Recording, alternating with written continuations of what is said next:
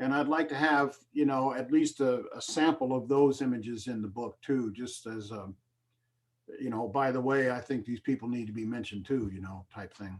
Roger that. Yep. So anyway, but yeah, I think they're terrific, and in lots of different ways. So Good stuff. Do you still fly?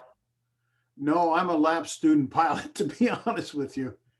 I just basically have too much going on, between my commercial photography business and this, and uh, I'm actually trying to. I'm pretty active in my chapter 690 up in Lawrenceville. Turns out, they were the closest one to the house when I joined, but they're also one of the largest chapters and most active chapters in the country. And so I, shoot pictures for them and do little videos on occasion, and try and keep up with their website as much as I can, things like that. I try and help out. So I've got plenty going on besides trying to learn how to fly. Trust me. Okay. Maybe one of these days. When you go to Oshkosh, you said you've been there for 12 consecutive years, roughly. Mm-hmm. Do you display there, or are you there just as a participant? Yeah, just as a participant. I think I've spoken twice, I think, in the speakers forum, once on making pictures of airplanes and once on the bomber jackets. That was, I forget, 3 or 4 years ago, 4 years ago now, I think. And, I'm hoping we finish the book maybe this year, maybe early next. And, I'm hoping to have, some sort of vendor presence, to sell the book next year, that sort of thing. Real good, John. Thanks for chatting with me. I'm going to turn the meeting over to Mike York. We're starting in about 3 minutes. He's the chapter president. A real pleasure talking with you. I hope to see you at Oshkosh. Oh, sure. Thank you. Appreciate it. Tell me your first name again. John Schmidt. Okay, John. Thank you. Likewise.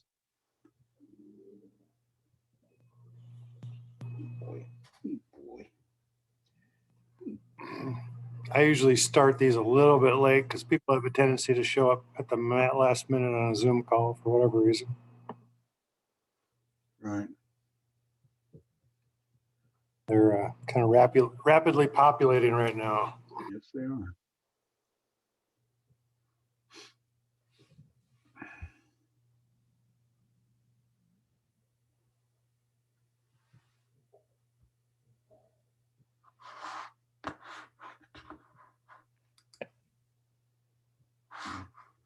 I see Annette Poole has grown a beard. This COVID thing and that virus, that vaccine has really done weird things to people. It's one of the side effects, yeah, for sure. I'm not sure how my wife's name got on this Zoom thing, but yeah, Vicky's got kind of masculine as well. You can change that, How do you do that? Let's see here. Change your display name. Yeah. Yeah, I think it's in preferences. Let me see here.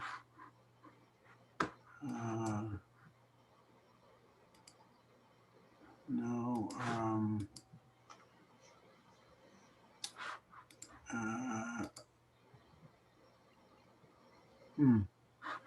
Just a second here. I'll find it.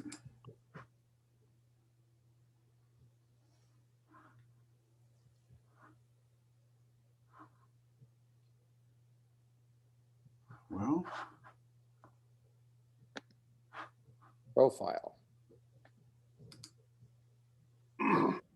Maybe if I just edit my profile.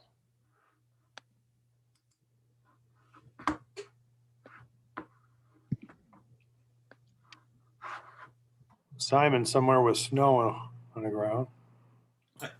I'll get the background off. Yeah.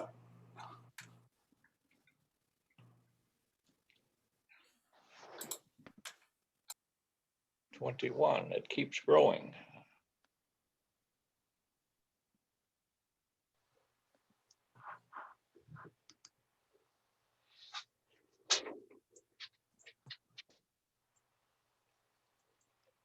that's Chris Bobka working on the 172. It's an 0300 engine. Yeah, looks like it's together.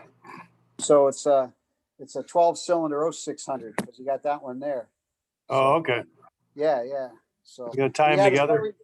a very unusual airplane just took off. They're kind of rare nowadays. A Cessna 337 took off out of here.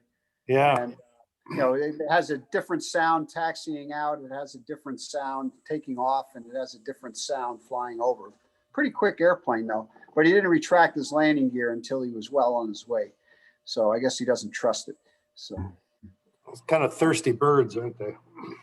I don't know. If you have to ask, then you can't afford it. So That's right. if you comment on it, then you have to. So is that the new engine getting ready to go on, or?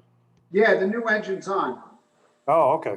Or the original. Yeah, I mean, they're both kind of new. It's the original engine. That's what I should say. The original engine's back in. So.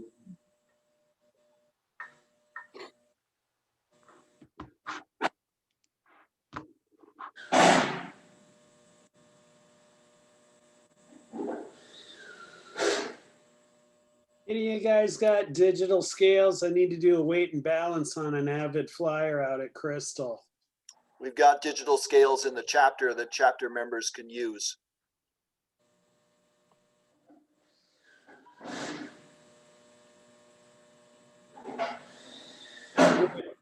Who do I Does talk to? Dale have those scales now, or where are the scales? Scales are at Jerry Shrew's. Okay.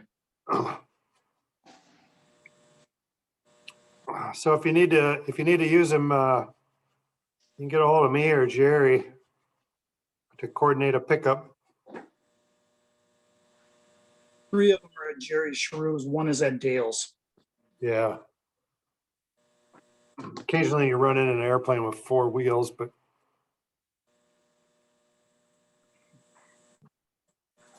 all right, I think everybody's here that's going to be here.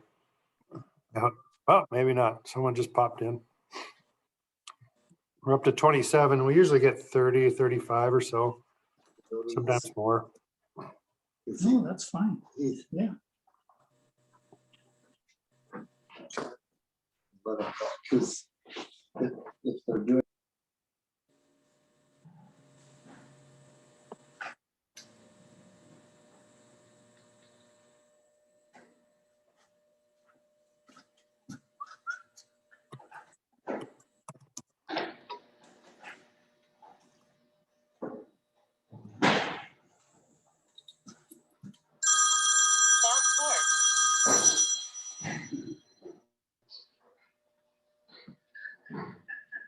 What's so funny, Bobby? What?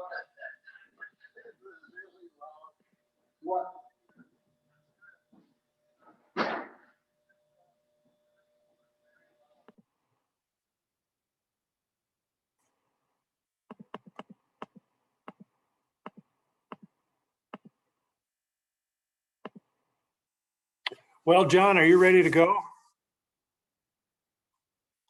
Tonight's presenter is John Slemp with John Slemp Photography.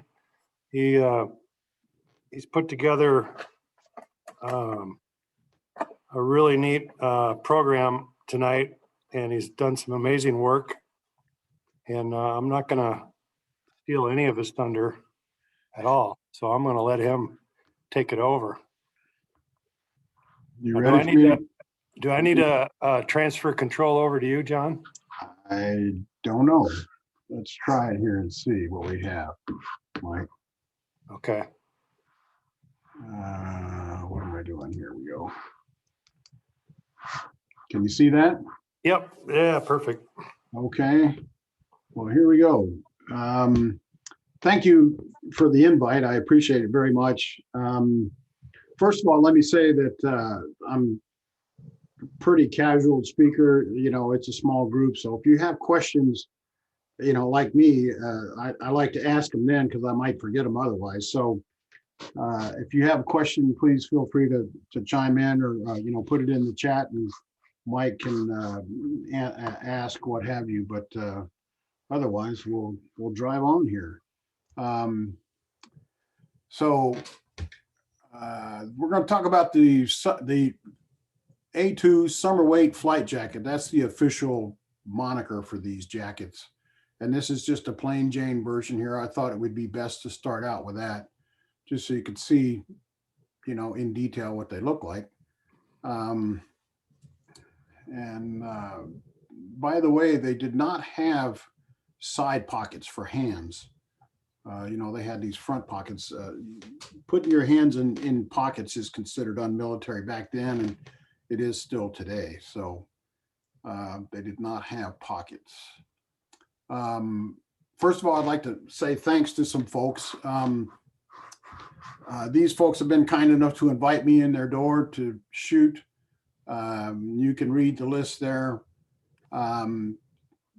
So I guess I can say I've shot all the way from the East Coast to the West Coast, and including a jacket at the Minnesota Historical Society in St. Paul.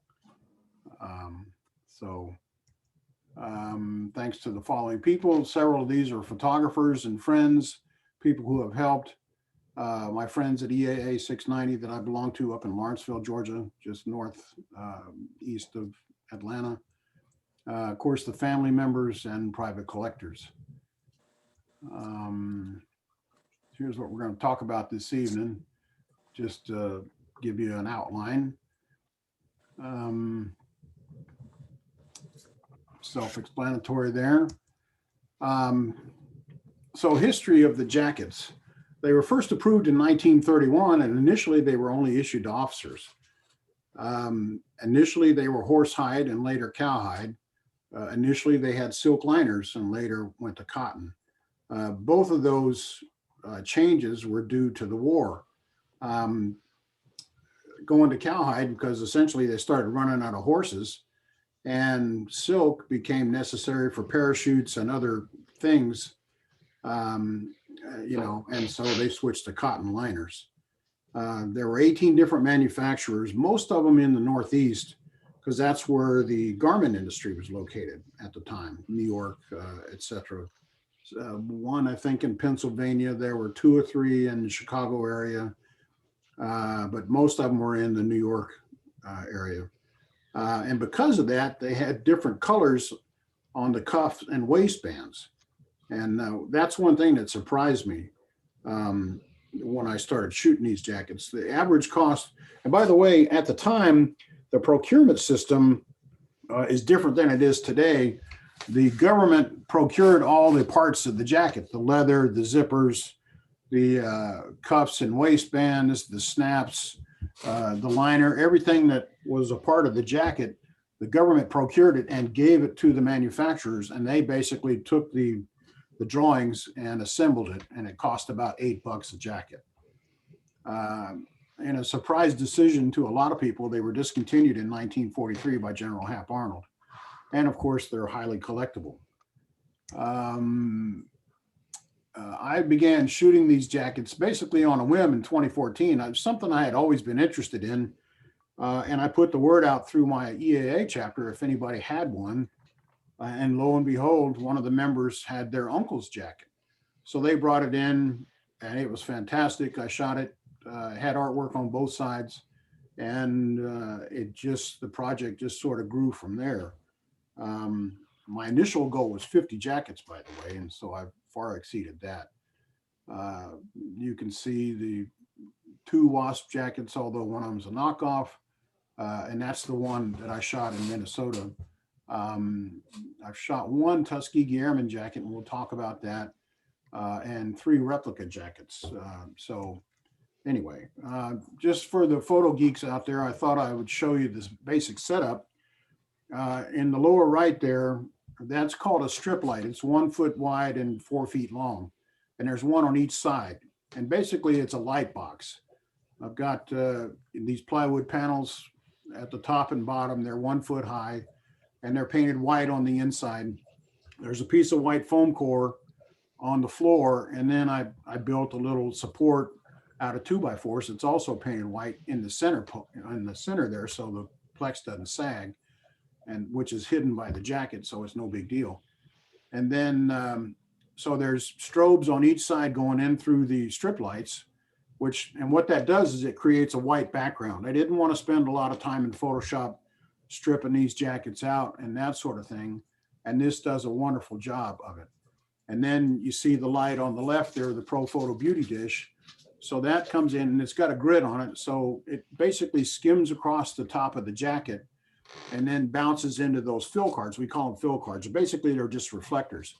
And they bounce the light back onto the jacket. So basically I get the best of both worlds as far as having some light with texture, but also some soft light as well. I could have lit it with soft boxes, but softbox light, or with an umbrella is kind of my term, gutless, because it doesn't show texture and color very well, depending on the material.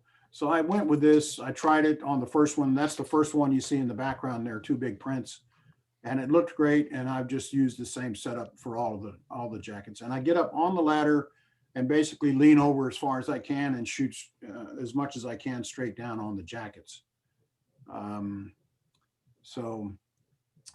also I shoot tethered, which means that the camera I'm using is a medium format, very high resolution camera.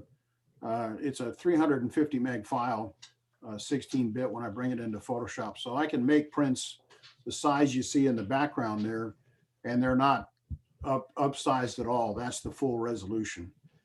So I've had more than one person tell me they think it looks like the real live jacket when they look at these prints. The detail is just astounding.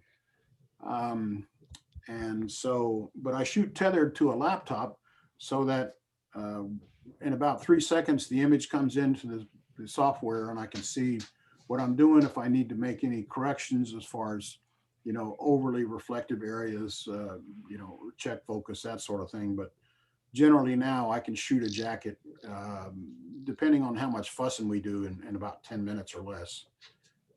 We did 32 jackets in one day at the 390th Memorial Museum in Tucson. So we can, once I get going, it goes pretty quickly. On to the jackets. So this was the first one. This was A.B. Clement. He was a staff sergeant. He was a top turret gunner in a B-24 flying out of Italy. And I had one person think that the yellow markers were fish. And I had to correct him. No, those are not fish. Those are bombs. And each bomb represents a mission. So there's 50 bombs on there. And come to find out that especially the guys in Italy, if they flew more than 600 miles one way on a mission, they got credit for 2 missions. So I'm sure most of you probably know about the quotas that were instituted as the war went on. So essentially he flew 35 missions, but he's got 50 bombs because of the way the math worked out. And so that was the front of the jacket. And what really got me was I looked at the collar up close, and you could still see the grime and where it had been, worn by a real human, sweat and all that sort of thing. And it just, I was hooked. I was absolutely hooked. And so this is the back of the same jacket.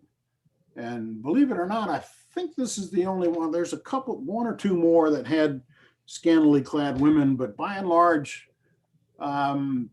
when Sergeant Snuffy got back to the States, he didn't wear this in Littleville, USA, because it just wasn't done at the time. This is probably pretty tame these days, but back then, this would have raised considerable eyebrows and that sort of thing. So it just wasn't done. And because of that, a fair number of them survived. They were put away in closets or under beds or in attics, what have you. So here's another one. And if memory serves, this was a replacement jacket. This fellow had worn out his original jacket.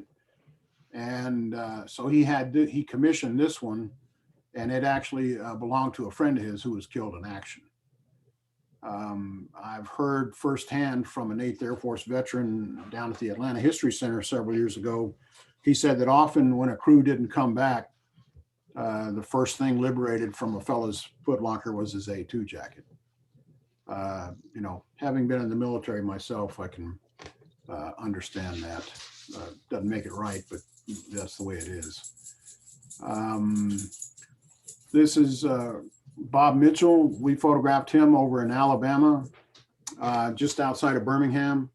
And he's wearing his original jacket. And of course, he's got the medals and so on in the display frame there. And he passed away about 45 days after I made this portrait. This was shot in his living room, by the way. And he was a ball turret gunner. So he designed the little logo there underneath his name, which I thought was pretty cool. And the inside of the jacket. Now, one of the things I've come to understand is that it wasn't really kosher to write your name inside the jacket, because if you were wearing the jacket and got captured, you know, then that gave, you know, potential intelligence to the enemy and that sort of thing. But at the same time, a lot of guys wrote their names inside the jackets and other things because, you know, they wanted to easily identify it. But also the thinking was that if you wrote, you know, marked the jacket in some form or fashion, the Army wouldn't want it back. So that was the thinking. Oh, because of that, also liners were replaced, you know, tags were cut out, all sorts of things. But, you know, so there were a lot of modifications, shall we say, done to these jackets. And this is the back of the jacket. He told me that he wore it on all 33, 34 missions. I forget exactly. I believe it's 33 or 34. And if you count up the bombs, they're not all there, you know, to equal the amount of missions he flew. And I've basically come to surmise that a lot of guys probably finished their missions and then not wanting to hang around in theater, you know, they didn't get the rest of the bombs painted on, that sort of thing. I think some of them were painted, you know, individually, and some of them were painted in mass. It just depended on the individual, where he was, and that sort of thing. And by the way, Little Joe was the name of the aircraft that they flew in, because apparently everybody in the crew had fours somehow in their service number or their social security or their address. And Little Joe was rolling double fours in dice at the time. And then, of course, you see the swastika up at the top that signifies they shot down an ME-109 fighter plane. So I've done 23 portraits, I believe, of these guys. And we'll just go through these real quickly. This is Staff Sergeant Henry Huey. He was a tail and ball turret gunner. And he was one of the founding members of the mighty 8th Air Force Museum down in Pooler, Georgia, which is just outside of Savannah. And it's there because the 8th Air Force was founded in January of 42 at the Armory in Savannah, and I believe the Armory is still there, if I recall correctly. He has passed away. Sergeant McMahon, both of these guys, several of these guys were friends, lived here in the Atlanta area. Albert's passed away too. I'm just finishing writing the chapter about him. He was quite an interesting fellow. He grew up on a farm in Alabama and wanted to join the tank corps, but he'd already had a year of college at what is now Auburn University. So as soon as he raised his right hand, thinking he was going to go to radio school, the recruiter said, "Nope, you're going to the Army Air Corps." And he's like, "Why?" And he said, "Well, you've got college, and the Army Air Corps gets all college guys, so you're it." So he became a mechanic, basically. And later on, and he joined the Army in 1940 in July, I believe. So he was in the Army a year and a half before we entered the war. And so he volunteered for a bomb group, went overseas on the Queen Elizabeth, I think, one of the big ocean liners, and got to theater in 1942. And his unit late in the year, apparently they, you know, started suffering casualties as the 8th Air Force started their bombing campaign.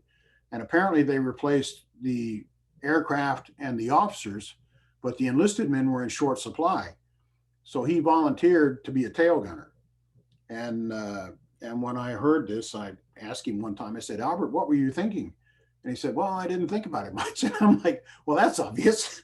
And, but he went on and survived 25 missions. He was one of the first, he was the 18th guy in his unit to complete 25 missions, 18th enlisted man.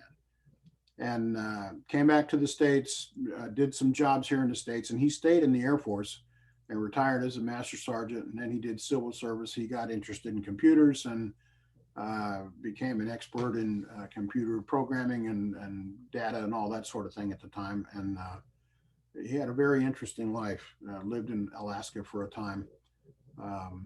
And while he was in Germany, he and his wife adopted a German orphan, which apparently there were quite a few of after the war.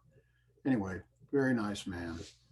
Bob Punchy Powell was also a friend of mine. He lived about 6 miles from me. He was a P-51 pilot on D-Day and flew 16 hours over the course of 3 different missions, and was so tired at the end of the day that his crew had to help him out of the aircraft.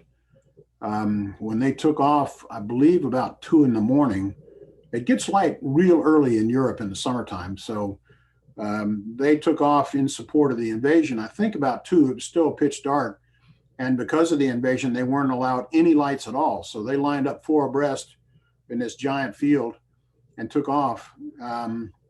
And I believe in the first or second group, one of the guys on the end was slightly off course, and he ran into the brand new tower that was under construction, killed himself, blew up, you know, big fire, destroyed the tower. And because of the light from the resulting fire, all the rest of the air crews got off safely. But 30 seconds into D-Day, they had a casualty. Billy D. Welch, several of these guys I photographed up in Asheville, North Carolina.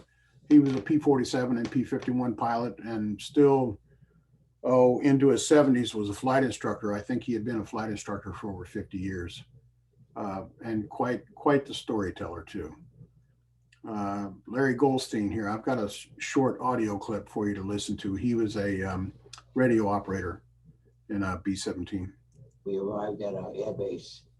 The base was called Nettishall. That's K with a K. And it was the home of the 388th Bomb Group. We arrived there at night, and we were assigned to a barracks. So we walked into the barracks. This was an enlisted men's barracks. There were 6 guys laying on their beds about 8:30 at night, and there were 24 empty beds. And we came in full of swagger. We're airmen. And somebody in our group said, "Where are the guys from the beds?" "Oh, they were all shot down the last few days." What? You could hear our egos crashing to the ground. And in my diary, I wrote, "We unpacked in total silence." I didn't have a video camera at the time, so I did audio interviews with 6 of these fellows in Asheville. And, you know, it became, you know, these are all young men, you know, 17, some of them 17, 18, 19, 20. And, you know, they walk into a situation like this. It's a very sobering thought, you know, when all of a sudden the war hits you in the face. And so, you know, I'm sure these guys grew up real fast. Paul Crawford was a P-51 pilot in China, shot down in a brand new P-51 on his 29th mission, and, you know, escaped and evaded, made it back to Americus, Georgia, a little tiny town in South Georgia, on Christmas Eve, 1945. And he still lives in Atlanta. He's in a nursing home now, but he lives downtown in Buckhead. And he's photographed wearing a replica jacket. Quite an interesting fellow there too. Vincent Masters was a B-17 pilot and did 28 missions, I believe. He was also an operations officer, so he didn't fly all the time. And I was looking at his mission log, and basically he flew those 28 missions over a year. And then in July 44, I think he finished, you know, his requirement, whatever it was. They changed it, I guess, for him. And rather than go back to the States like a sane man, he volunteered to stay in theater in England. And they formed a secret unit flying P-51s ahead of the bomb groups on their missions. They took off, 10 minutes early, and they scouted the targets for weather and defenses and that sort of thing. And if everything was kosher, he told them to come on. And if not, they went to the alternate target. And apparently it was quite a successful program. All the guys in the unit were former bomber pilots who learned how to fly the P-51s.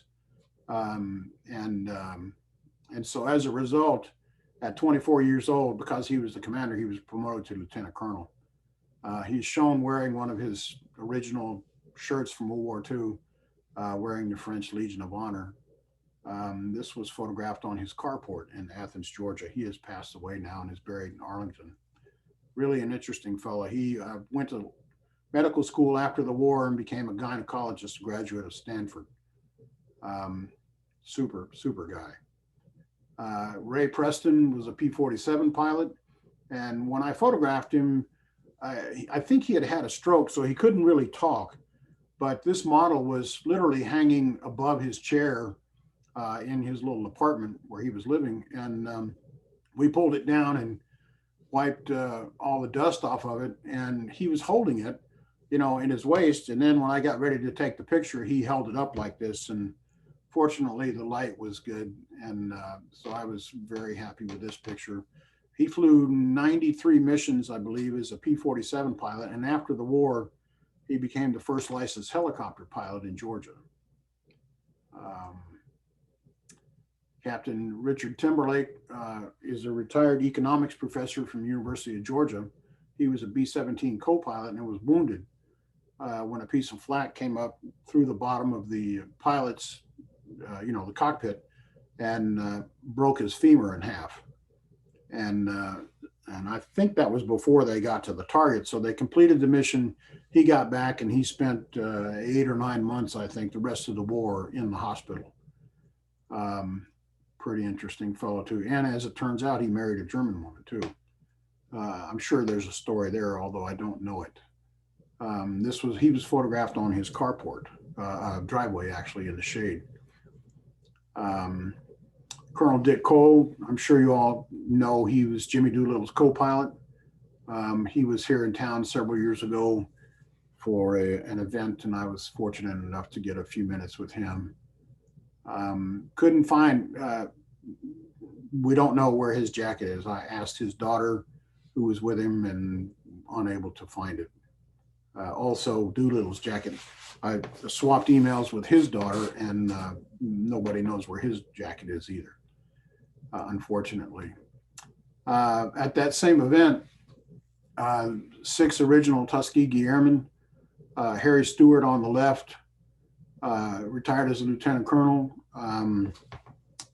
Oscar Lawton Wilkerson, the second from left, became a DJ, I believe, after the war and worked in radio. Bob Friend retired as a lieutenant colonel, the third fellow there. Dr. Hillard Pouncey might be able to see on his tie there is the periodic table of elements. He has a doctorate in chemistry. And Colonel Charles McGee is now Brigadier General. Charles McGee, President Trump promoted him during the State of the Union last year, I think. And then the last fellow there on the right is Lieutenant Colonel Harold Brown. So this was quite a distinguished group. By the way, Harry Stewart there on the left was a member of the 3-man team that participated in the 49 William Tell National Gunnery Meet, essentially the first Top Gun meet. And they took first prize in the piston category, flying P-47s. And their trophy was lost, quote unquote, for years. And a local member here in town, Zelly Orr, former president of the Tuskegee Airmen Group chapter here in town, she went up to the museum in Dayton and she spent several days rummaging through their closet, basically, and found the trophy, and now it's on display. Really terrific guys. I very much enjoyed meeting them. This jacket was brought to me from a person that lives south of town here, 15th Air Force. Beautiful, beautiful jacket. And one of the things I should mention, you notice that the rank on almost all of these jackets was sewn on, you know, either embroidered or leather strips, what have you. But it was thought that if they did the regular pin on rank, that it could either become a hazard in a crash, you know, a puncture hazard, or get tangled up in a parachute harness. So it generally wasn't done. If you see them on jackets, it's, you know, something that was added later after the war. This is the back of the same jacket, B-24. All right, so here's an entry, you know, besides the jackets and so on, I've tried to find out as much as I could about the stories. And so I'll just read this to you here, underlined in red. He says, I flew with Major Davis in rear position and lead B group, had the VHF command and intercom and number 3 turbo knocked out over target, had 2 vapor locks in number 2, about 50 to 60 holes in the ship, my window knocked out back of my head, anticipated left tire flat, one thing led to another. We left the runway, buckled the left gear, skidded in 90 degrees on a ground loop, and came to rest 50 yards off the runway, ship demolished. No one hurt. Leach had a bruised leg. Makes twice I've crash landed, that's enough. Apparently in a different entry, he talks about going off campus, off runway about 300 yards cross country in that one. So, you know, you could go through a whole mission and get killed landing. This was extremely hazardous duty. And, you know, there was no shortage of novel ways to get killed flying in the Air Corps, I'll tell you. Lieutenant Jim Workman holding his jacket, his original jacket back in the day. And then there's the jacket. So I think this is a pretty special combination here. You can see the waist band is a little damaged, but you know, and I've had several people say, well, we've got a jacket, but we want to get either the waistband or the cuffs fixed before you photograph it. And I'm like, no, don't do that. I want to shoot it just the way it is. To me, that's part of its story. And I should mention that early on, the jackets had what was called a collar stand, this 1/2-inch strip of leather that went between the jacket and the collar. But it was discontinued fairly quickly because it added another rather complicated step to the manufacturing process and didn't really add any functionality to the jacket. So I think I've photographed 3 or 4 of the jackets that had the collar stand, and those are pretty rare from what I can tell. Captain Walter Thomason, his son Mark brought this jacket to me. Mark lives here in town. And I photographed it right before Oshkosh in, I want to say 2015. And I put the picture on my iPad and went up to Oshkosh the following week. And as it happened, I was doing a job for Goodyear Aviation Tires, photographing several airplanes. And one of the caretakers was a fellow named Tom Lindburn. Turns out he's an amateur historian. And on my second meeting with him, I told him about the jacket project. And he said, oh, well, my dad was a B-17 crewman. And he said the captain's name was Walter Thomason. I was stunned. And without saying a word, I took out my iPad, went to this picture and showed it to him. I said, this Walter Thomason? And we had goosebumps for about 5 minutes talking about it. And that's his dad on the left there standing. And Thomason there is on the lower left, kneeling. And so never in my wildest dreams did I think that, you know, and by the way, Tom said, I still have my dad's jacket. So as an aside, this was shot during the day back in the 40s by some Army Air Corps photographer. I'm not sure why, but this is an original 4x5 neg. So it's June 45, I believe, and at the top. So they were, you know, even the Army was interested in documenting these jackets for some reason. I don't know why. I'm going to try and find out. But so Mark's dad collected these are called bomb tags, and essentially they were safeties. On the back of the bombs, there were small propellers. And as they dropped, the propellers turned, of course, and at some point they armed the bomb. Well, he pulled one of these out before each mission and wrote the mission number, the date, the target, and the bomb load on each tag. So essentially it became a diary. And he wouldn't leave them with me because immediately, you know, you've seen these pictures of the bombs coming out in a staggered manner. And immediately this picture came to mind, except this is 3 different pictures combined. What I'd like to do in an exhibit is do one long vertical panoramic with these bomb tags, you know, 1 through 34. And this is a close-up of the last 4. So you can see the last one, for instance, September 28th, Magdeburg, Germany, 12 500-pound general purpose bombs.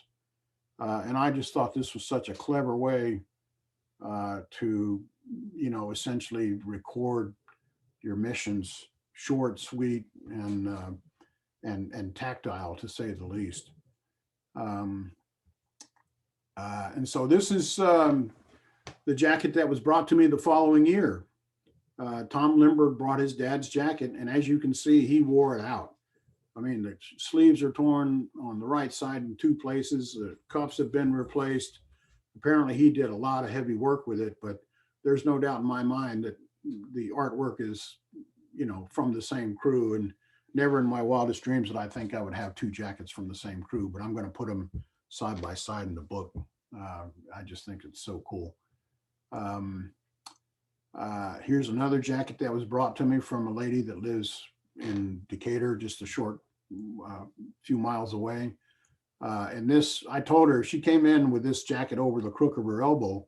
I said, it's a good thing this thing doesn't fit me because you might not get out of here with it. It was so soft. I mean, it was glove leather soft. And as you can see, the liner has been replaced, but just a beautiful jacket. And the color, this, I've not seen another one of this color. I'm not sure why. Don't know if it was worn a lot in the sun. Her dad lives in California, so maybe that was it, and it just bleached from the sun. But just a beautiful jacket. So when I started the project, I think the first picture that I did, you know, one of my clients is Women in Aviation International, and on their board, who I had photographed, is a curator at the Smithsonian Air and Space Museum named Dorothy Cochran. So just for giggles, I emailed her the front and back of that jacket, you know, just to let her know what I was doing. And 58 minutes later, I got a separate email from the curator of the aviation clothing collection. And he said, I think we have 15 jackets that'll work for your project. When can you be here? And I was, again, stunned, floored, elated, etc. Never in my wildest dreams did I think I would be invited to photograph anything at the Smithsonian. And so sure enough, went up there and we shot at the Udvar Hazy Center, and we did 13 jackets. As it turns out, one of them was owned by Chuck Yeager, but having heard from several sources about, how should we say, legal difficulties with his second wife or latest wife, whatever, I don't know which one she was, but anyway, I declined not to shoot it, and they said, we totally understand. But the jackets, I didn't touch these jackets. They had a couple of young ladies handling them with gloves, as you might imagine, and they were spectacular. But you know, the thing is, and one of the things I've come to learn is that just because a jacket is in a museum doesn't mean they know everything about it. I always assumed that they would know chapter and verse, who the owner was, what unit he was in, you know, et cetera, et cetera. And that's not the case at all. A lot of it depends on, this is the back of that same jacket. A lot of it depends on who the curator was at the time it was assessed into the collection and the circumstances. Some people come in and literally throw it down on the front desk and say, see ya, no by your leave, no nothing. And, you know, some are more thorough, but so because of that, some of these jackets have virtually no provenance. This one is a famous jacket. You can look up Murder Inc. It's got its own Wikipedia page. this jacket was owned by a fellow who went to England, and I'm sure it was a supply guy came along and said, "Hey, do you want a jacket?" And he's like, "Yeah, sure." Well, this was already painted on the jacket. So he went out, I think on their third mission, he was wearing the jacket and they were shot down. He bailed out and he was photographed wearing this jacket by a German guard, I assume, one of the German guys. And this picture wound up on Hitler's desk as proof that the Americans were pulling hardened criminals out of prisons and jails to come and purposely kill German women and children. And it became a huge PR gap for the Americans. And because of it, regulations were tightened up as to what could be put on a jacket. Also, nose art was tightened up a bit and that sort of thing. Because essentially, according to regulations, you weren't supposed to put any decoration on the jackets. But because the attrition rate was so high, especially in the 8th Air Force, early in the war, 42 into 43, the casualty rate was 70%, killed, wounded, or missing. And because of that, morale started to understandably suffer. And the flight surgeon in Albert McMahon's group, a guy named Schuler, Dr. Schuler, recommended to the commanders that a limit be put on the number of missions a guy could fly. He recommended 20. The bosses said 25. So that was the initial goal to reach before you could, be released from a unit and go back to the States. And that's one of the reasons why the Memphis Belle was such a big deal. They were not the first as a crew to reach 25. I think the first one was a crew, Hell's Angels, but the name of the aircraft was not entirely PR friendly. So they were not selected to go back to the States on a war bond tour like Memphis Belle was. And so it was 25 missions initially. And then as the war wore on and the 8th Air Force became more and more dominant, it went to 30 missions and then 35 towards the end of the war. You got to remember too, Albert, I looked the other day, he did his 25 missions over 6 months essentially. But as the war went on and things accelerated, there were guys flying 30 missions in 3 months and they were gone from theater. So it became a huge manpower problem because they were losing all their experienced flyers. That was another reason why it was extended out to 35. And I'm sure it was a real challenge for commanders to keep crews in the air, especially towards the end of the war when they were putting up 1,000 bombers on one day. That's just a huge, that's 10,000 men in the air, just in the bombers, not to mention the fighter support, which I think was also about 1,000 aircraft. Huge logistical tail, fuel, ammunition, parts, bombs, etc., food. So it was a miracle of organization. So anyway, this fellow was captured, and the German captain recommended that night in broken English, you might want to scrape that off of the jacket. So he spent the rest of the night scraping the murder ink off with his thumbnail. And after the war, his son painted it back on. A local newspaper in Charlotte, North Carolina, where he lived, Kenneth D. Williams, I believe was his name, did an article, and one of the curators at the Smithsonian saw the article, asked him if he'd donate it, and he said, yeah, sure. So that's why it's there. Very famous jacket. This also is a famous jacket. Flak bait is a B-26, I think, or B-25 or 26. Memory fails me here. And the aircraft itself is in the Smithsonian being restored at Udvar-Hazy now. This fellow came through, saw the aircraft and said, that's my plane. And they're like, what do you mean? He said, that's the plane I flew in the war. And he donated his jacket. Apparently he was the radio operator, and it rested on the back of the radio operator's seat for years until they finally figured out maybe it wasn't good for preservation. So they took it out. But they still have it. You might notice some of the colors here too. I have not been able to find any information. I've been able to find a plane, but no information other than the name of this aircraft. And why the cuffs are ripped out, again, I don't know. My guess is that it interfered with wearing gloves. But I haven't been able to confirm that because several of the jackets have had the cuffs ripped out. This fellow, his girlfriend at the time was Dolores, whom he married after the war. And his son actually saw, I think it was a blog post, and out of the blue, I got an email from his son saying, I need to clarify a few things here. So people are looking at these jackets literally all over the world. There was a fellow in England that contacted me the other day who's an avid collector. I've been contacted by a historian in Germany. And here's the inside of that same jacket. And initially I thought about titling the book Even Captain's Parade, because you can see the little religious icon there sewn hastily inside his jacket. But when they were in the air, you know, rank didn't matter a whole lot. They were a crew and they were working together because they had one goal: to go to the target, drop their bombs, and get back home in one piece.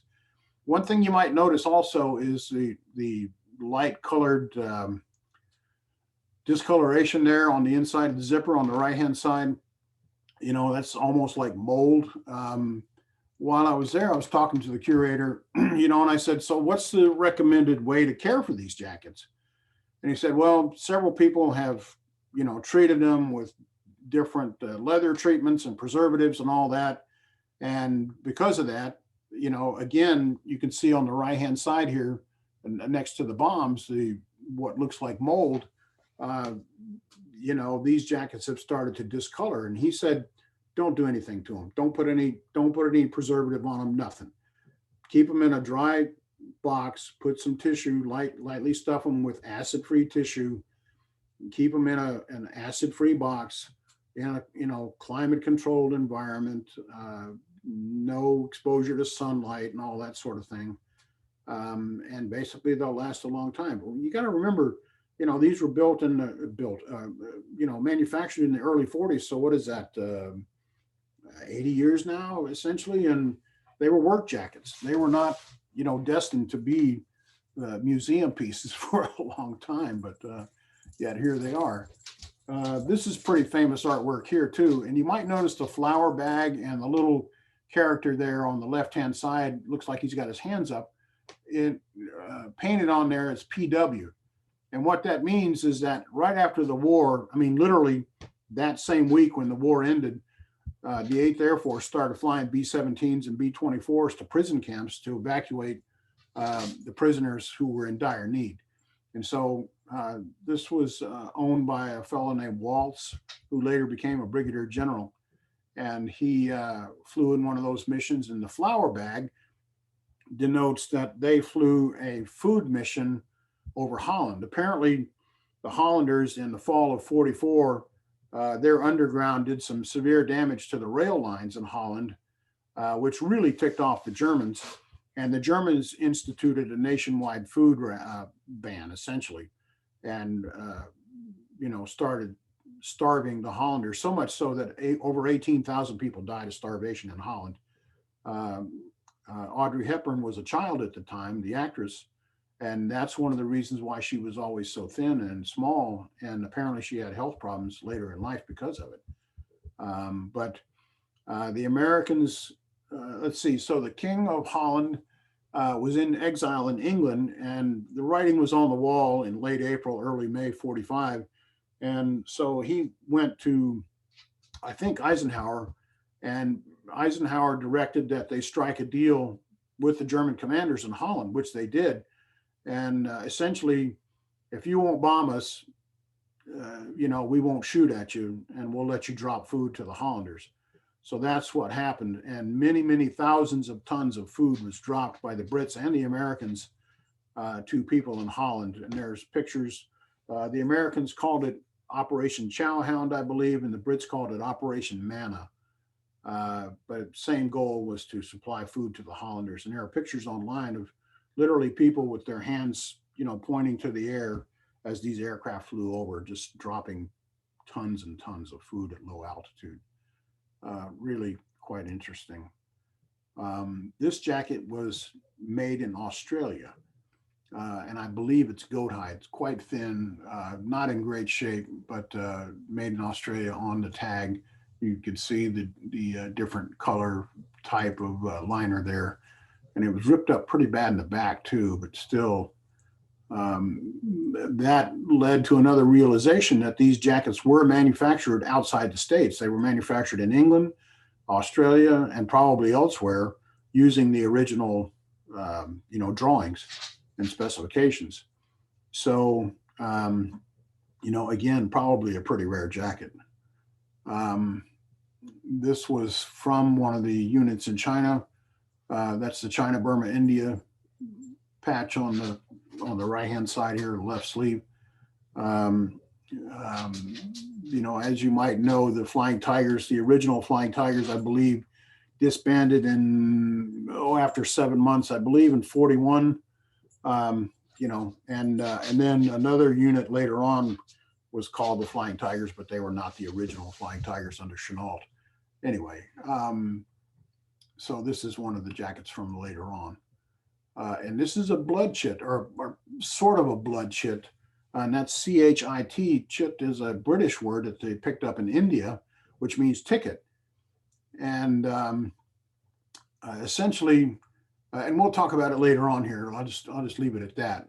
But this is a made in theater patch sewn onto the back of the jacket. Captain Hal Weekly, if you see aluminum overcast B-17's, EAA's B-17, you'll see Hal Weekly's name under the pilot's window. He was a local resident here in the Atlanta area. His son brought this jacket to me. And apparently he had a huge amount of B-17 time, and he taught a lot of people to fly the aircraft after the war, including EAAs, which is why his name is under the window. So interesting story here. He was shot down. This is his watch, a bracelet, and his dog tags and his logbook. And he was shot down on his 20th mission over La Manoise, France. And he was harbored by a French farm family. And after the war, apparently many years later, here he is, I think, with his son wearing a jacket. I believe he was from Ohio. Let me go back here. So after the war, he went back to the farm family with his wife. And I should say that when he left the farm family, he gave them the bracelet, which was, let me go back to that picture.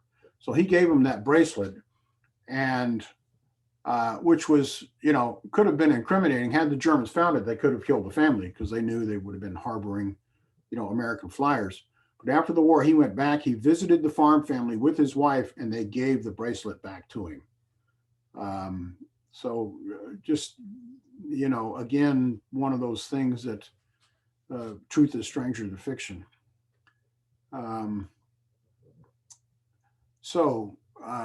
Lewis Heron, I believe he's got a little snippet audio here too. And this is his jacket. This is pretty famous artwork here as well. When you see pictures of flak in there, you see a black puff of smoke. Most of the flak batteries were 4-gun batteries fired simultaneously. I looked out one day and I could see 4 black puffs kind of off in the distance. That didn't worry me because I was too far away. A little bit later on, I was looking back again. There's 4 more black puffs, quite a bit bigger. Oh, I didn't like that. Then when you got up, the next time I looked, here was 4 black puffs with an orange ball of fire in the middle. That's when the shell exploded. Well, I knew that the next time it went off, they'd be right up my rear end. But he must have run out of ammunition because I'm here today. Lewis was a tail gunner on a B-17, and he told me that story. So I started researching. Flak is the German contraction, if you will, for Flugabwehrkanone, which is, anti-aircraft gun essentially. And the flak guns were radar controlled, for ranging and so on. So that's one of the reasons why it was so accurate. And here he is wearing the jacket. And there's the nose art on the plane. And so this is a jacket that was sent to me from Oakland, California. The son is a fine art painter, and I forget how we got teamed up, but anyway, he sent it to me. He trusted me enough to send it to me. And his dad, this is the back of the same jacket, and they heard a USO show when they were flying the plane over to England. They stopped in Greenland, and Marlene Dietrich was performing a USO show, and she sang the song Lili Marlene, which was actually a German poem from World War I that was set to music in 37, I believe. It became quite a popular song with, both Allied and Axis soldiers. And it was played every night at 10 p.m. when Radio Belgrade signed off. But she sang this song. The co-pilot's wife's name was Lily, and so they decided to name their plane Lily of the Lamplight. He stayed in, he actually became an aeronautical engineer after the war and worked with Kelly Johnson on the SR-71, the C-5, several other high visibility aircraft, and passed away in California several years ago, but he had quite an interesting life as well. And we'll have a whole chapter in the book about that.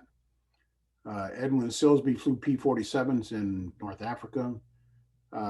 Never did get a college degree, but from what I understand, his son, who's a retired Navy chief, he said that he did 30 years in the Air Force, retired as a lieutenant colonel, and then worked for the federal government at Robins Air Force Base for about 30 years. So apparently he had about 60 years of federal service. Again, quite an interesting character. He was a painter too, and he painted these aircraft. I photographed several of just because I thought they were so exceptionally well done. C-130, and this T-33, which apparently he flew over to Germany from the States, but just really well done artwork. So in March of 2018, I had the opportunity to go to, I belong to a small group called the International Society for Aviation Photography, and they had a conference in Tucson, Arizona in March of 2018. So a friend of mine and I decided to go out, and on the way, we were going to, besides attending the conference, I arranged to shoot jackets at several museums. And the 390th Memorial Museum is a subset of the Pima Air and Space Museum in Tucson, and it was about 2 miles from the hotel where we stayed. So it was quite convenient. And on one day, I photographed 32 jackets, all the jackets in their collection. And I thought, pound for pound, they were just some of the most spectacular jackets that I've seen as a group. Just the variety, the color, the condition. And this, by the way, this is the only jacket that I've seen that had bombs painted on the sleeves. And the parachute denotes that he bailed out at least once. Here's the back of the same chute. Jacket, and just spectacular artwork. And one thing I noticed too is that several of these jackets had what looked like preliminary artwork and then not finished. Going back to the sleeve, you see the lower right-hand sleeve on this one, that patch there denotes a radio operator. So I did a close-up of it as well. I think that was the first time I had seen one of those patches. But here's a jacket, for instance, that looks like it was incomplete to me. The artwork was started and never completed, which, again, if the war's over, I'm not sure I'd hang around to get a jacket painted either. On this jacket, it's a little hard to see, but up in the top left, you'll see a red star, with the hammer and sickle in it. And there were several missions that were flown from England where they bombed Germany and kept on going east towards Poland, occupied areas of either Poland or into Russia. inside, friendly lines, quote unquote, even though some of our guys got shot at. And what happened is they would stop there, they would refuel and rearm, and then fly missions across the Balkans, bombing probably oil refineries, and land in North Africa, rearm, refuel, and then fly back across France, bombing targets to heading back to England. So these guys were literally all over the continent. And, as a consequence, there were aircraft shot down all over the continent too. And again, you see the food bag down at the bottom and the little windmill denoting participation in the food drop missions. This artwork was spectacular. Again, GI humor coming through on some of them.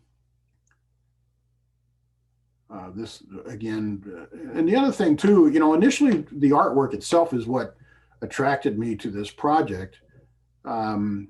Just because the variety and the graphic design of it was so varied. So many different ways to tell the same story, essentially. 35 bombs, you see the 3 and the 5 on either side there of the 8th Air Force logo. This one's a little bizarre. Couldn't quite figure this one out. And several of them are kind of bizarre. Not all of them had good taste, and which I have come to find. Anyway, again, another woman here and however many bombs it is there. I think this jacket here was, if I remember correctly, was worn by a brother in one unit, and then it went to another brother in another unit. So there were 2 different unit patches on the front, and then this was on the back. And again, I thought this was just spectacular artwork.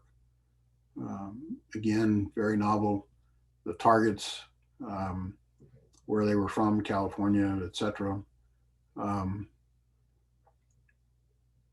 And the $64 question here, I heard the story. The crew was trying to figure out what they were going to name their airplane. And somebody said, well, that's the $64 question. And they said, well, why don't we just call it the $64 question? So that's what they did. Not terribly original, but I haven't heard it anywhere else, so I guess it worked. This was, you see the name tag there. That's not a issue name tag from the war. I assume that was put on later on after the war. Again, so 5, 10, 15, 20, 40 missions there. I'm not quite sure why that last bomb in the lower right is red. If that had some special significance, it's been lost to time. And so once we left Tucson, we went to Chino, California. I'm sorry. We went to Chino, Well, we went to March Field, and I shot 18 jackets there. And then the next day we went to Chino, and I shot at the 475th Fighter Group, which those guys flew P-38s in the Pacific.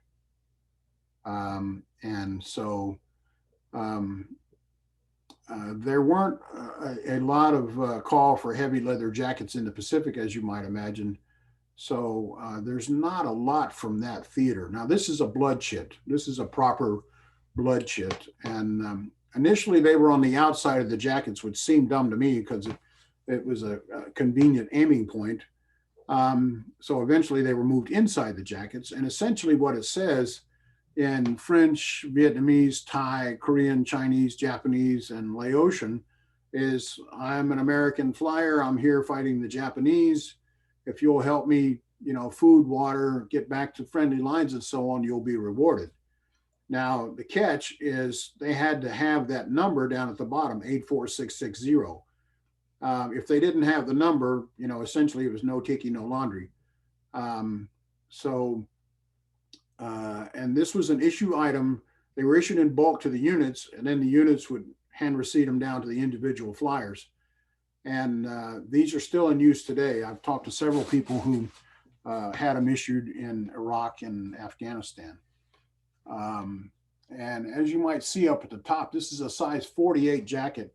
This is by far the largest jacket that I have shot. Most of them are in the 36, 38, 40 size, 42, and a 36 or a 38 was not the same as a 36 or a 38 today. These guys were small framed, and just, you know, because of the aircraft. They look pretty big on the outside, but they're tiny on the inside by the time you get all the gear on. And, you know, you got machine gun belts running around and headsets and oxygen masks and everything else. There's no wonder that, you know, guys didn't get out of those things, because I'm sure they got all tangled up when they started spinning out of control and just couldn't get out. But this is the back of that jacket. And I asked, you know, what the story with Auger is, and they didn't know. So I'm sure there's a story to it, though. 5th Air Force, as you can see. And one guy had donated his flying gloves as well. So, and the jackets there, by the way, they're at Chino is way east LA. It's probably 70 or 80 miles east of LA from, you know, from the coast. And so it's quite dry there. And they have a hangar, essentially it's a Quonset hut hangar. They have one actual P-38 in there. It's airworthy. And then the display cabinet's all around the side, but it's not climate controlled at all. So these jackets were actually dried out, and they were quite brittle. They were the most brittle jackets that I've photographed by far. And, you know, so I don't know how much longer they're going to last. But then the following day, we drove down to San Diego and went to the Air and Space Museum, and they had one jacket in their collection. And I'm told this jacket was owned by an original Flying Tiger, although they don't know his name. Apparently, the museum had a big fire in the 70s, and a lot of their records and collection was destroyed. So they don't have any records here on this jacket, but it was pretty spectacular nonetheless. And on the back, well, you can see the 1st Pursuit Squadron, that sort of thing. And that's a woman chasing a man, essentially, in stick figures. And on the back, after I shot the picture and brought it into the laptop, you could say the rectangle. And I said to the curator, this used to have a blood chit. And he said, it did? And I'm like, yeah, see the rectangle? You know, it's obvious. And you can see the stitching holes too. And the reason they only had one jacket is apparently they had a volunteer in the past who helped himself to the vast majority of their collection. So that's the way that goes. Last summer, I had the opportunity to go up to the Indiana Military Museum in Vincennes, and I photographed this jacket. I photographed 5 jackets there, but this one by far was the most significant. This one was owned by George Caron, who was the tail gunner on the Enola Gay during the atomic bomb mission over Hiroshima. And he is the fellow that made the famous picture of the, you know, cloud. And because there were several other aircraft involved in the mission, either cameras malfunctioned on the other aircraft, or in one case, film was ruined in development. So his picture, and a lieutenant literally came up as they were getting ready to take off, shoved a camera in his hand and said, here, George, get some snaps while you're over the target. So he did. And his turned out to be the only ones. And they were printed on millions of leaflets, apparently, and dropped over Japan to deaf ears. You know, so the second bomb was dropped 3 days later. But so that's how I got that jacket. And then on the same trip, I went over to a auction house just outside of Kansas City and photographed this jacket. This jacket was up for auction, and it was owned by a Tuskegee Airman. Now, this jacket, while I have no doubt it was owned by an original Tuskegee Airman, it had several problems as far as being an original A2. You can see the liner's been replaced. It's a different color. The name tag is not your normal name tag, name tape, you know, size regulation. The waistband is a different kind of material. I've not seen this type of material on any of the other waistbands. And I'll get to the back here in a second. This is, you know, one of the classes. And there were signatures on the back. Apparently they got signatures of all the guys on the back, or as much as they could, you know, for sentimental reasons, I'm sure. And it's become a historical record in and of itself. But this is the back of the jacket. And as you can see, it's had material added underneath the sleeves. So it's got gussets. I don't know if my mouse is working here or not, but anyway, so it had extra material added under the sleeves. And let me see if I can get back to it.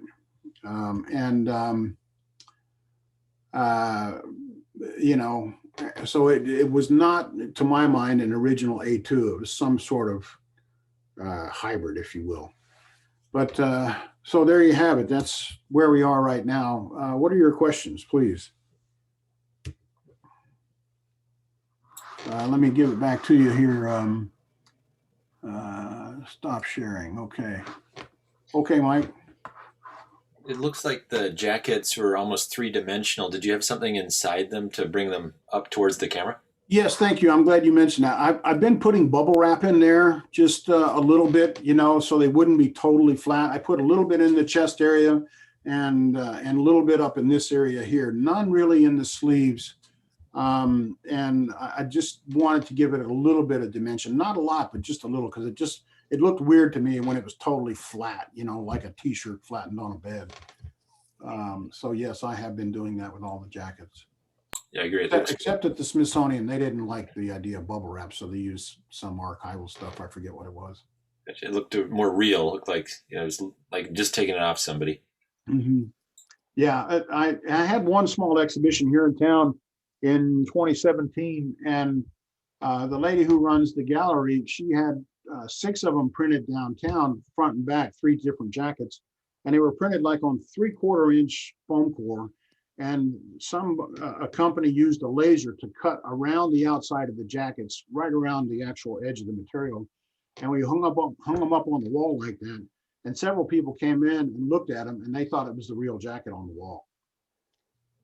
Just fascinating. Mr. Slemp, this is John Schmidt. Just a tremendous, tremendous presentation. I know that many who are muted right now absolutely loved it as much as I did or more. You said General Hap Arnold discontinued the jackets in 1943. Do you know why? Yes, sir, I do. There was a big conference in early 43 where they were talking about clothing for aircrew.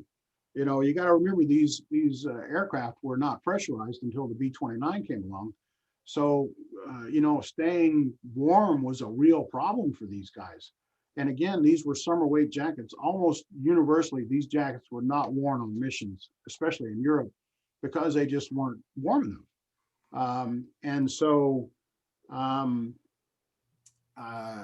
at this conference, they apparently had all this clothing laid out on these tables in a big room.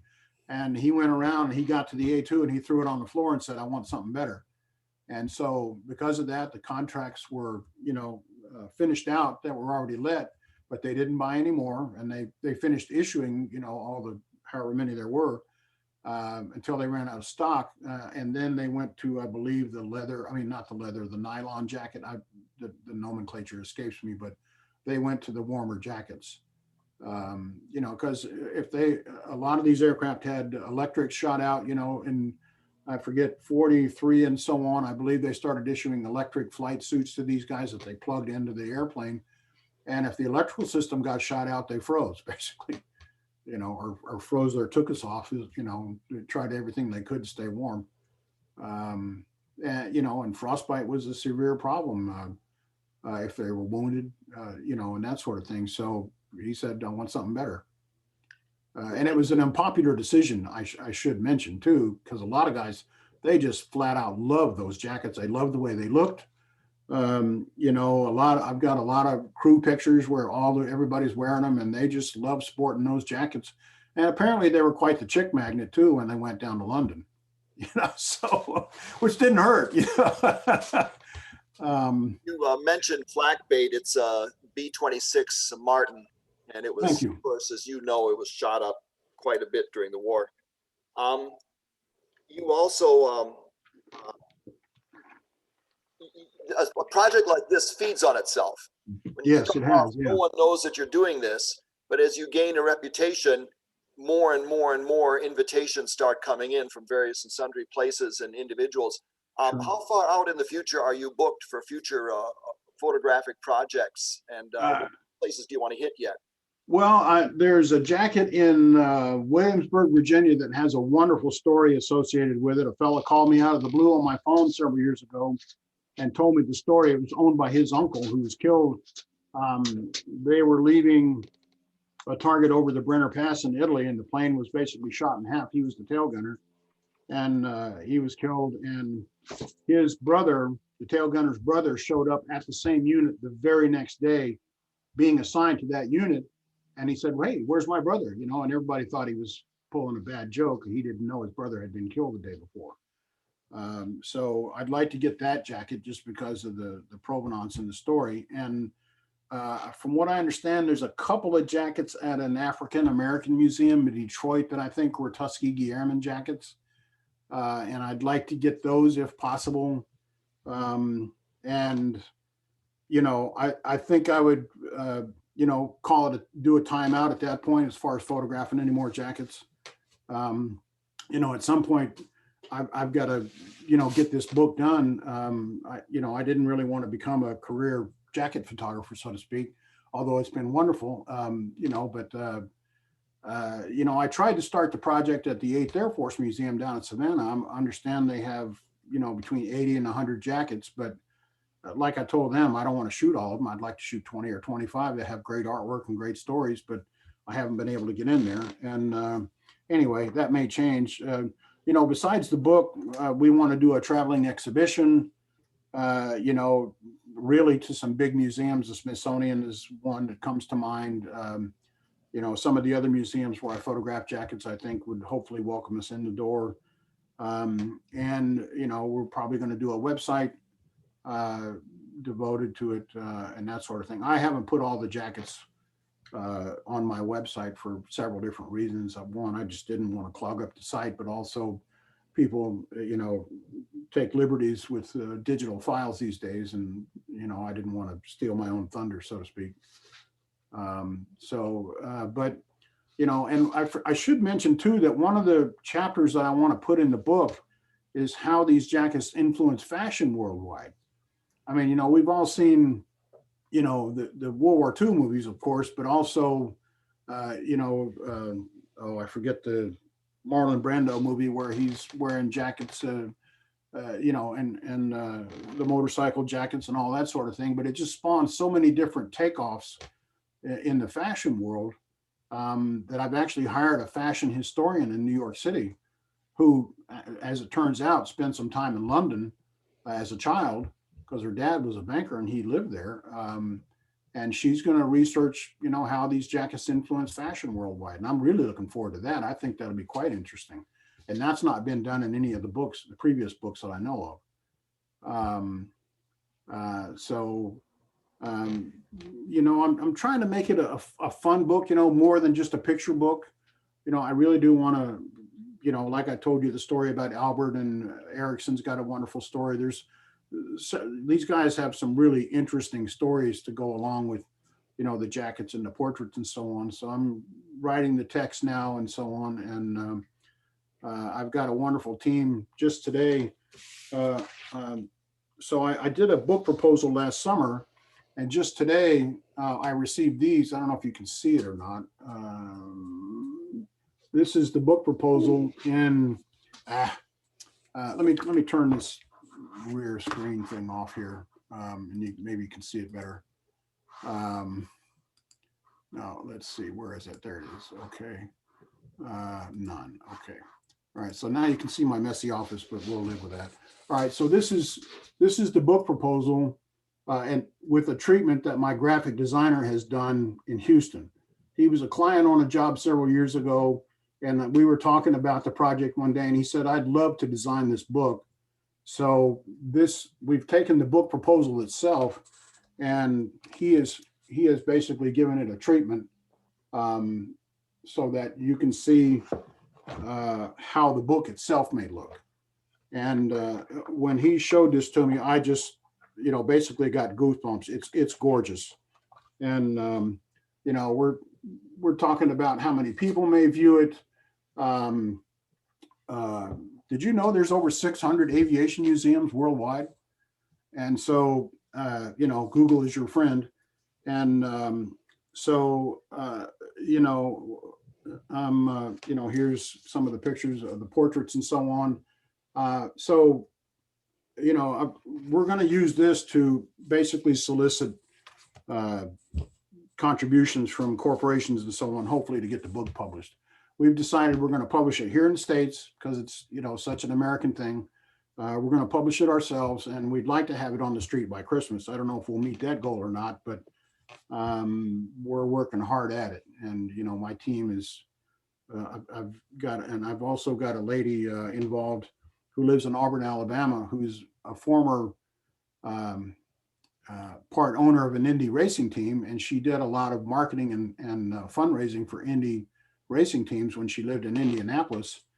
And she's going to help me do fundraising for the project. So I'll be getting these books to her later this week. And, with any luck at all, they're going to start showing up on some very important people's desks and soliciting help.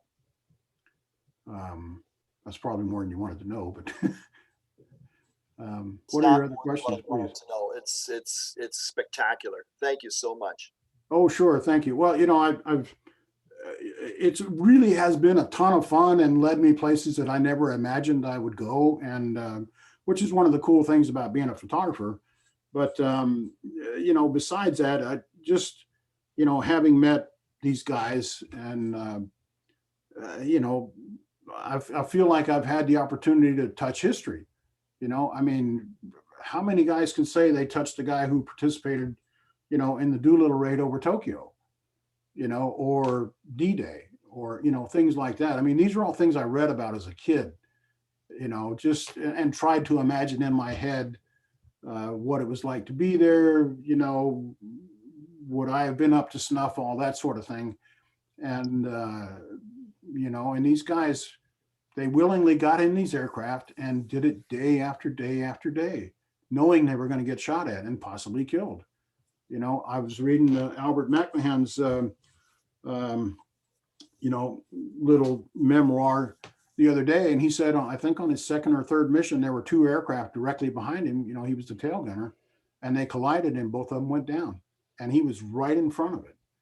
And I'm just, what a horrific thing to see. And yet it happened, and Henry Huey was in that famous mission on Christmas Eve or Christmas Day in 1944. There was a general that was killed, and he was in the aircraft next to him. So getting shot up was equal opportunity. It didn't matter who you were, so to speak. And my father saw Wee Willie go down. The famous broken in two B-17 oh, picture. Really? Yep. That was on a mission, I think, to Oranienburg. It was the outskirts of Berlin. They were supposedly bombing Me-262 factories, or it was a Messerschmitt factory in Oranienburg. Right. And they had 190. Pardon me? Focke-Wulf 190 factory was in Oranienburg. Okay, well, that's all right. And they had an Me-262. It was the only one he ever saw that came abreast of them, and it was out of range. He swung his 50s on it. He was top turret gunner, flight engineer, and it wouldn't come any closer. He knew they were out of range, and they figured they were altitude and speed for the EAA guns on the ground. And, but that was the same mission as Oranienburg. I was thinking too, of just the other day of, there it is, of a way to, we've heard about the 20 millimeter guns that the Germans had in their fighter planes, and I was trying to think of an easy way for people to visualize how big a 20 millimeter round is, and I measured a nickel, and a nickel is essentially 20 millimeters. That's a pretty big round, especially coming through. I'm going to try and come up with some easy way too to visualize how thin the skin is on a B-17. It's, it's not tissue thin, but it ain't a lot more than that. You know, so these guys were, you know, hanging it out there, so to speak. You know, I just marvel at the amount of guts that they had to go and do that time after time. So, you know, I want to try and recognize, you know, and almost to a man, they'll come back and say, you know, they weren't heroes, but, you know, if they aren't heroes, I don't know what is, you know, to my mind. So anyway, what other questions do you have, fellas? On artwork on the front of the jacket, did you notice that more of it is painted right onto the jacket, or was it painted onto a separate piece of leather that was then fastened to the jacket? A lot of the unit patches were separate leather patches that had their unit logo painted on it, and that was affixed to the jacket. And you know, that was done a lot in Italy, and I think they had. And I'm glad you mentioned that because, you know, having been in the military myself and grown up around military bases when I was a kid, you know, there's always services, if you will, right off post that cater to GIs, and that was the case during the war. You know, there were artists in England, there were artists in Italy, there were artists, I'm sure, in China and India that either crafted the patches or painted on the jackets, you know, in exchange for cigarettes or beer or whatever, you know. And some of the artwork was done by the crewmen themselves, you know, because you got to remember back then, sign painting was a profession. You know, electric signs weren't near as common as they are today, and so guys, you know, knew how to paint. You know, they could understand proportion and scale and that sort of thing, and so they painted the artwork on the jackets. And again, a lot of times it was whatever paint they had available. I believe acrylic paints came along in the 50s. So sometimes they even actually used aircraft paint on the jackets. So hopefully that answered your question. Okay, well, I have a second half to that question, and that is that, and I know Bob Poor just talked just before me, and we always wonder if more jackets, do they just stitch right through the liner to put that squadron or group patch on, or Yes. did you Yeah. see a lot where they would separate the liner and then go in underneath and then stitch it through just the No. leather, leaving No. the liner in? No, they stitched it right through the liner. I've not seen one that was done otherwise. They went right through the Okay, liner. Yeah. okay. Which, yeah, that's the way Doug Ward's was. We do have a member of the chapter who's rather aged. He hasn't participated in any of the Zoom meetings, but his name is Lou Martin. And Lou was in training in September 1945 to be a pilot. And when the war ended, they said you could stay on or you could quit, whatever you want. So he decided to stay on. Mhm. And he was telling us a couple years back that in 1947, 48, he said he could go, if he wanted a leather jacket, he could get one every week. He could walk in and be issued one because there were so many. You know, but you were right. The clothing was much too cold. You know, the leather was much too cold, and they went to the B-15 and then the B-15A, and then they went to the wired suits. You know, that kept Right. them warm electrically. So, Right. I'm glad you mentioned the quantities. Yeah, from what I understand, you know, they were still a lot of guys, even that came into the service after the war, they would go off post, you know, to a Army surplus store and buy jackets there just so they could have one, you know. And so, you know, and apparently guys even wore them during the Korean War, a few of them, you know. But I got curious about the number of jackets that were done. And my best guess was there's a book here. This is put out by Gary Eastman of Eastman Leather. They're a manufacturer in England of A2 jackets. And he did quite extensive research on these jackets, even to the point of doing DNA tests on some of them to figure out if it was horsehide or cowhide, which most of them were cowhide. But you know, in the back, it's got the manufacturers listed. by contract date, and also there's another chart by descending quantities ordered and that sort of thing. And the best I could figure, using the numbers in the book, was 698,453. Now, just the other day, I mentioned the fellow from England contacted me, and he supplied some numbers to me. Apparently, he's a member of a collectors group and so on. And he filled in some of the numbers from the 30s. Apparently, in 1931, there were only 50 jackets made when they first came into service. And by the way, zippers were a fairly new innovation for clothing then. You know, zippers were invented, I believe, in 1850 something. I saw it on Wikipedia the other day, but they weren't commonly used until the early part of the last century. And anyway, he filled in some numbers for me from the 30s, and there were 4,800 or so. So my best math here, which I've escaped the little piece of paper I did it on, was about 703 jackets and change were actually made. How many survive today? Nobody knows. Just another piece of trivia. Yeah, zippers were, they were invented a long time ago, but they never got the idea to use brass to make them. And in World War I, they used zippers that had teeth that were steel, and they gave them to, they used them on the leggings, and then they sent the guys into the trenches, and they rusted up overnight.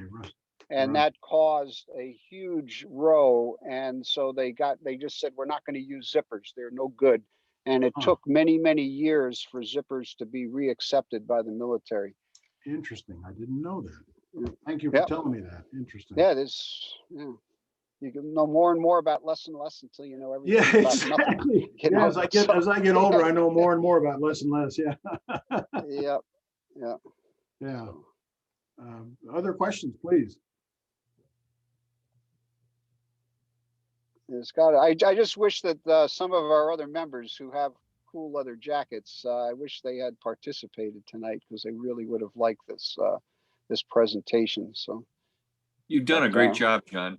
Thank you. Yes, it's been fantastic. Thank you so much. Hopefully I didn't overwhelm you with information. I'm looking forward to the book. Thank you. Yeah. My graphic designer, I mean, he's a very talented guy, and I think it's going to be one really handsome book, especially, not to beat up the other fellows that did the books, in the late 90s and early 2000s, but they weren't professionally photographed, and that's one thing I know how to do. And by the way, I'm trying, at first I was a little hesitant to bring out the color, because I didn't want it to look like Mickey Mouse color. But at the same time, as I've gone on with this and thought about it more and more, I got to think that if you walked into a room, in 1944 or 45 with these guys wearing these jackets, it would have knocked your eye out. It would have just been spectacular. And, so I'm trying to bring the color back as much as I can to what I imagine to be, original luminance and saturation and so on. And they're really pretty spectacular. I'm really just hoping that it comes across in the printed form that way. Hey, John. Yes. This is Bruce. Hi, Bruce. Hey, who do you normally contact in, say, museums? The curator or something like that? Yes. You mentioned Detroit. And even though I'm on the other side of the state in Holland, it's not that far for me. And sure. I certainly know where the African American Museum is in Detroit. I just wondered, who would you contact typically? Yeah. Normally you'd contact a curator. A curator is the person that decides what comes into a collection. They decide what goes on display. One of the other things I've learned too about museums is that most often they only have 3 to 5% of what they actually have in their collection on display. They just don't have enough room for it. Yeah. And I've been turned down by several museums to shoot there because they don't have the manpower to basically mess with it, unfortunately. Yeah, that's true. An example of that is the Henry Ford Museum in Dearborn. They have so much that they could exhibit, but they don't. They just don't have the space. Yeah. Yeah. And I think, you know, what the deal I'm making with these museums is that they get copies of the high resolution files, you know, for their use, for their catalog and so on. Actually, the 390th used the pictures that I did as part of a fundraiser, either late last year or early this year. They want to build new display cases and so on.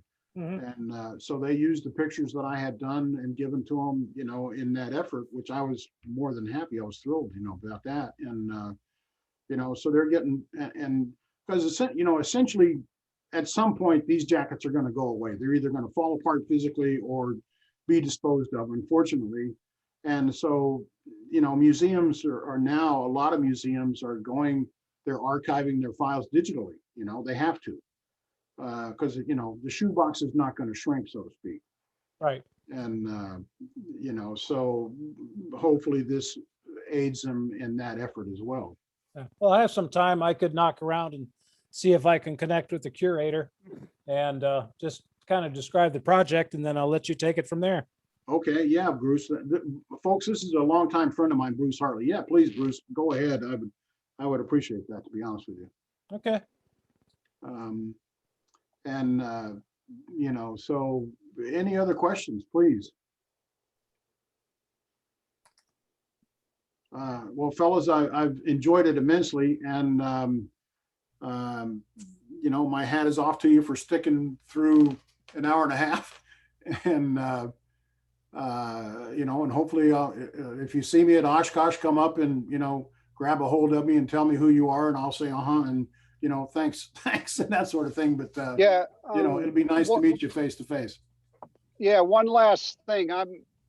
you know, Chris Babka here. I do a lot of the, you know, the living history at Oshkosh.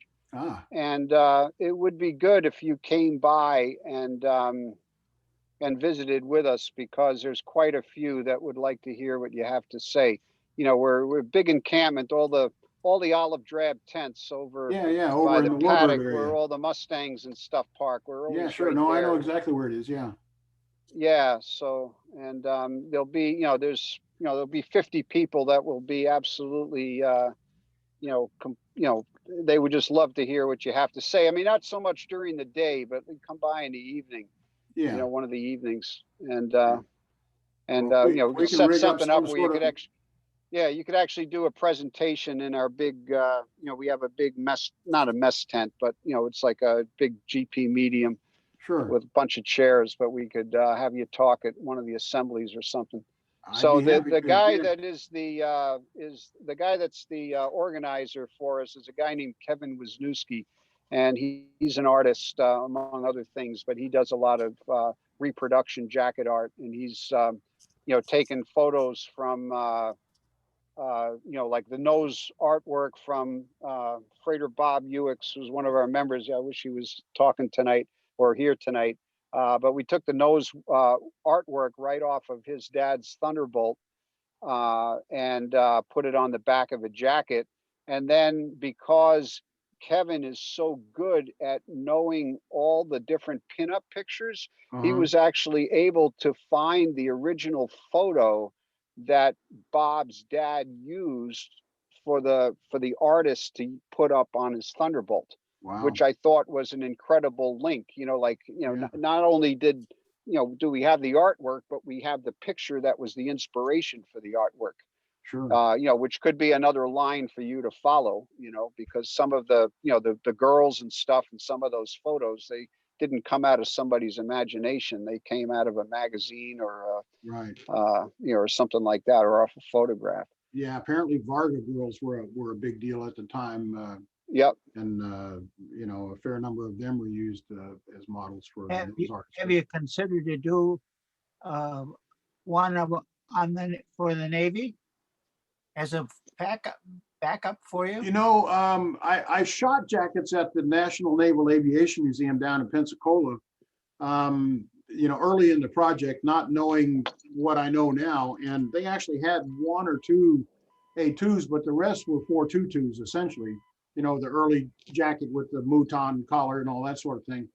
And come to find out that the Navy, they didn't really put artwork on their jackets for a couple of reasons. One being that if they were shot down, they didn't want the Japanese knowing which ship they came from. And secondly, so it was an intelligence thing. And I think secondly, the Navy has a tradition of putting patches on their jacket for whichever unit they served in. So they don't put a jacket on and then when they leave that unit, they take it off. They just keep adding patches to their jacket, which I think is kind of cool. So there are some service differences in that regard. But yeah, I've been asked, are you going to do, Vietnam jackets? You're going to do other countries? And I'm like, well, let me get through this and we'll figure it out, so unable to advise at this point, One thing about the Navy jackets, they're goat skin. Yes, sir. Yeah. And a mouton collar. Yeah. Yeah. They're beautiful jackets. Yeah. And they're, because they have the gussets under the arms, they're a lot more roomy, and I think they're, just more comfortable to wear and get around in. But they're considered a summer jacket. Mm-hmm. Yeah. Yeah. Just like the A2. Yeah. The A2 is considered a summer weight jacket as well. And, and because of that, a fair number of jackets were traded to tankers. Tankers had a cloth jacket, but it had a wool liner like a blanket, so those were actually warmer than the A2s. So, it was not unusual for a flyer to trade a tanker for his cloth jacket. And, so things like that did happen. And, it's been really interesting to learn about where these jackets went, how they came into being, and who used them, why and why not, that sort of thing. So anyway, other questions, please. Mike, if you would give my email to that fellow who was Chris, I guess, who was talking about the presentation at Oshkosh. I sure will. Just ask him to contact me and we'll figure out something. I'll do that. Okay. Wilco. Yep. Send you Okay. both an email. Super. Well, from chilly Atlanta, I will bid you guys good evening. I'm sure it's not as cold as it is up there, but it's pretty chilly for us. Oh, Thanks. it's 60 here. It's been in the 40s all day here, which is quite unusual for late April. It's been snowing since I'm only about 2 miles from Lake Michigan. Oh yeah, right. Yeah. Yeah. Well, that's why I don't live in Michigan, man. Thanks, Weenie. John. All right, thanks. John. Yeah, but you have the pollen. So Oh yeah. all the pollen's coming down now. Now you're going to have to shovel 12 inches of pollen. Yeah, I've been doing a fair amount of sneezing here the last couple of weeks. That's for sure. You're right about that. Mm-hmm. But Alrighty. anyway, again, thank you, fellows. Mike, is there anything else? No, I just thanks once again. I really appreciate it. Great presentation. You're quite welcome. Thank you so much for the opportunity. I appreciate it. You guys have a nice evening. You too, Bye-bye. John. Thank you. Thanks. All right, take care. Bye-bye.